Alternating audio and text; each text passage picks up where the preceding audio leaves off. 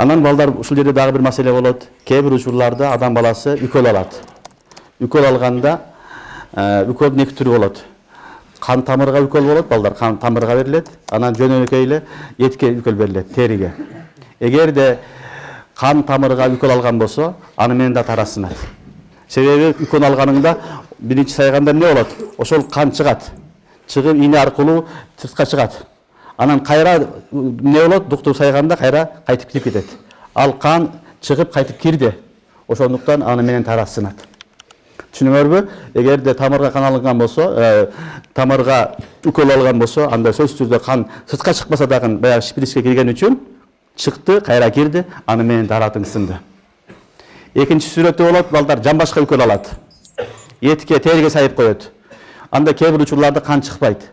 Анда кан чыкпаса, тарат бузулбайт. Эгер кан чыкса, тарат бузулат.